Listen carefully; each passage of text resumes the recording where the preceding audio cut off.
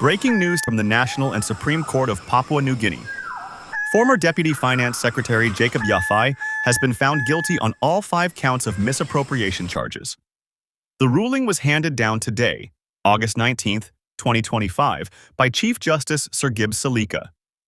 In delivering the decision, the Chief Justice stated that Yafai's failure to verify government payments had cost the people of Papua New Guinea a staggering 41.8 million kina in public monies. Sir Gibbs stressed that the negligence was not minor or accidental.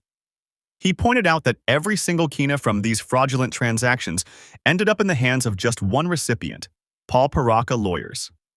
This case stretches back more than a decade. Between 2012 and 2013, 4 separate check payments were processed by the Department of Finance, totaling 41.8 million kina.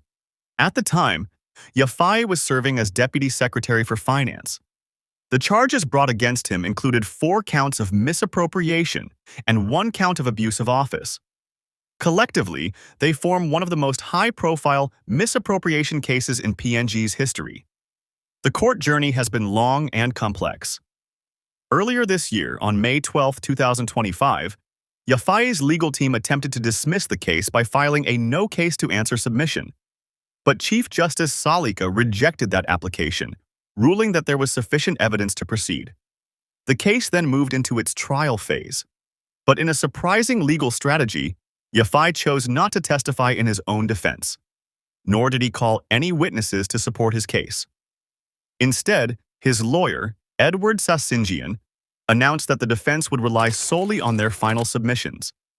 Those submissions began on June 2, 2025, after weeks of prosecution evidence had been presented in court. And today, the verdict was delivered, guilty on all 5 counts.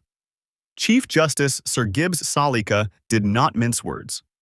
He said Yafai's inaction and lack of verification directly facilitated the unlawful payments, and in doing so, betrayed the trust of the public.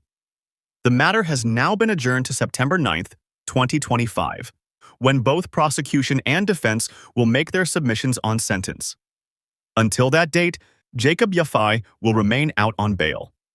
This conviction adds another chapter to the long-running Paul Paraka case, which has been under public scrutiny for more than a decade. For many Papua New Guineans, today's ruling represents a small but significant step in the fight against corruption and misuse of public funds. As the country awaits sentencing, the question now shifts to what kind of penalty Yafai will face, and what message this case will send to those entrusted with the stewardship of the people's money. This is Pulse of PNG, keeping you informed with the latest developments.